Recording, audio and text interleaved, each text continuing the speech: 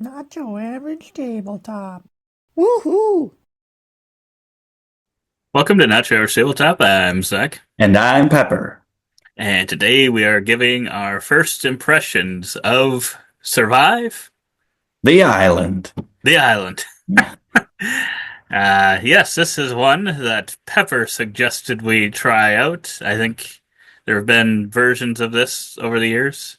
Is that correct, Pepper? Yep. Yep. Is that correct information? Yes. Three. And we got a chance to try this version of it online on Board Game Arena. You can see here. This is, I think, a replay of our play of it.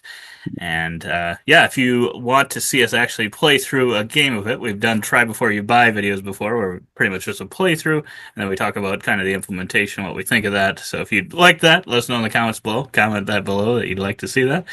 Uh, but yeah, so we played through a game of this, and yeah, in this version, we got to see what I think you said there were multiple things you could pick of, like it could all be randomized, or and you have no idea what numbers your people are. You're just trying to save them, get them off this island, get them to safety, or you could do this section where I think you know what they are, but your opponent doesn't, and then maybe one where everyone knows or something. I Yes. couldn't. Yep. And then you can have them placed out there completely randomly. You can have them placed them out there in kind of in a weighted way, which is what we did. So I'm guessing it's even between players. Or you could even go through the process of kind of drafting, placing all your meeples out, and knowing the values. But as our first game, I'm like, just put it evenly out there. Let's not go through a 30-minute setup. But yeah, so on Board Game Arena, you've got, I think, multiple options, or if you play it in real life, you've got some options of how you want to set up the board. Probably in real life, it'd make the most sense because the system wouldn't necessarily do it for you. It probably makes the most sense to uh, do it yourself in real life, but in this version, took away a part of the game for us. Yeah. But then, yes, you will be taking some action points essentially to move your people onto these rafts potentially, or move the rafts towards you. Some combination. Move your people on the. You can move them along the island. They don't just have to get directly into a raft necessarily, even though that's maybe a good thing to do, because then you'll be eventually trying to move those rafts towards those kind of corners that are all currently guarded by sea dragons. Um, but yeah, so you'll first do your action points, and then you can see there uh, a tile was drawn, flipped over from underneath that blue guy there, and yeah, it either will have some action on it that kind of happens, an effect that happens immediately, or something you can do to kind of keep it throughout the game that'll be helpful for you at a later time. Depending on that, yeah, you'll trigger that, and then you'll roll that die. And there are some monsters in this game. You've got all those, like I said, the red sea dragon, kind of all around to start with. Um, and if you had rolled a red symbol on there instead of that blue one, you would have been able to move that. That one is the Godzilla symbol, I believe. Yes. And some of the tiles, when you flip them over, they'll put a Godzilla out there, or the other one, which is a shark, green shark. And then that die roll will potentially be able to move those things, and then depending on what they are, they can kind of take out those people, take out rafts. Oh boy, look at there, a shark is placed there and consumes that little meeple. Yes, here we've got that dragon movement, and you can see moved him away from himself. Yes. So yeah, that's pretty much the core of the game. Try to take out your opponents, try to get your people off of the map to the corners of the board. This one I had the slightest experience with playing it on Tabletopia. Trying to play it on Tabletopia. The opponent did not know the game, and then we ended up not actually playing the game. And that one is not nearly as easy of a system website to use if you don't know the game. This one automates everything for you and makes it very easy, even if you are learning the game. Uh, so I really have been anticipating this for like 5 years, been wanting to play this game, and I assume it's in the series. It's the same gameplay, even though it's a different name. I guess I have not technically confirmed fully that it's in the series, but it is the same game. So if it is not, they are ripping them off. Um, But yeah, so I was anticipating this for the wild, wacky fun that its premise promised, and I would say this probably delivered that. I was more fortunate in this game, this gameplay that we had, than yourself. Maybe if it, I don't know how your opinions will be on it, or I am interested to see kind of what you think of it, kind of getting the short straw pretty much almost every time that there was. But I enjoyed it. I like the simple system. Just do three movements, split it amongst your people how you want, or amongst your rafts, and trying to gain control of the rafts. Because if you have majority in it, then you are the only one that can move that raft, even if there is one other person in there, which I actually forgot sometimes. And I'm like, is he going to move that raft ever? And I'm like, wait a minute, I have two to his one in that raft. I'm the only one who can move it. Why am I waiting for him to move it? So there's some little trickery that you can do on, but overall, it's a pretty simple game, and um, I it gave me what I wanted, and I there's action tiles that you can do, which as you can see on the left side of the screen, I saved up a ton of them, and I was able to fire a bunch of them off at once for an epic turn, and I think it offers that. That's another layer of depth that you might not initially think could be in the game. If you are able to get those tiles, you did not get nearly as many tiles, but I think that adds a little something extra just over its what could have been like maybe a fully family weight game at its core. Yeah, yeah, I would agree. I think it has enough meat on the bone on this one, so it's not like necessarily all luck. It is a somewhat lucky game based on kind of that, final die roll and kind of which Yeah. tiles you're flipping over.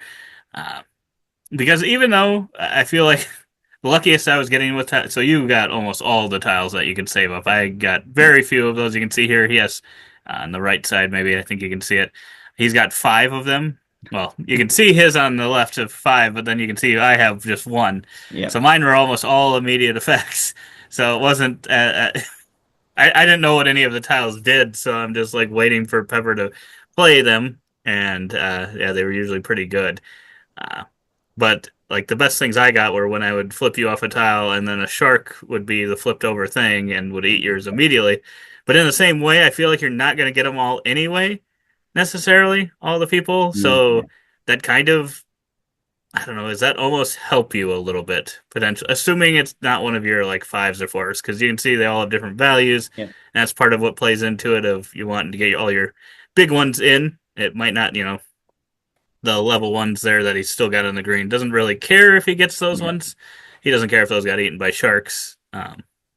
Yeah. So it's kind of like, well, it's less to focus on, then you can kind of just focus Yeah. on his other stuff. Yeah, then it So I could don't know if it's possibly end the game necessarily a great quicker thing. as well. So if my useless ones or less value ones are gone, then I think the end triggers quicker if someone's completely out. Mm, In which case, I guess then that could hurt you actually having mine all gone. right. Uh, but yeah, and there was a little bit of. I think initially I didn't. I should have known this, but it takes an action to get your people off the boat. Oh, Once the yeah. raft lands, it takes actions to get them off. For some reason in my head, I just thought you got to get to the island and then it would just remove them. Um, Mm, and so, yeah, up in the top there, you might have seen it happen earlier. Pepper took out a boat with, I think it was like a four, a five, and a two or something of mine, or yeah. might have been like four, four, five. It was at least two, if not three, of my largest ones.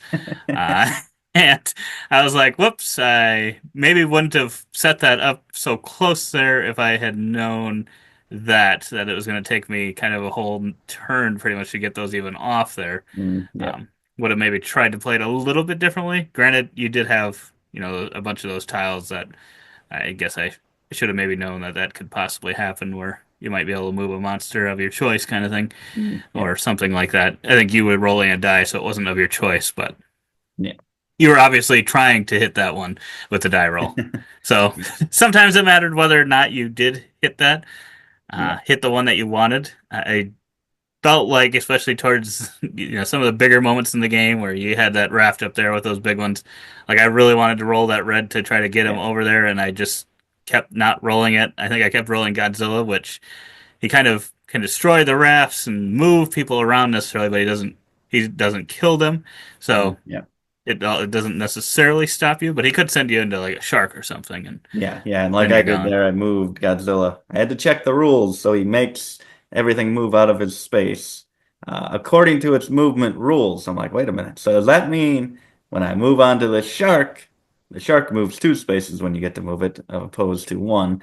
And when I move Godzilla on the shark, does that mean the shark moves two spaces? Which he did, and then I moved him and took out two of your people that were just swimming, kind of going back and forth because Godzilla kept pushing them. And I ended up actually taking them out. They were like one space away from shore. It's a pretty nasty thing there, and that is part of the game. If you want just heavy, crunchy Euros, all skill, this is definitely not the game for you. There can be a ton of wild luck. Take that, everything of that nature. But Hmm. I enjoy that, so I'm going to give this an 8.5 first impression. I'm interested. I'm guessing it's going to feel pretty similar from game to game, like at least maybe strategy wise, but I think there could be just really epic moments that it's going to create from game to game that will be different and memorable, and I look forward to that.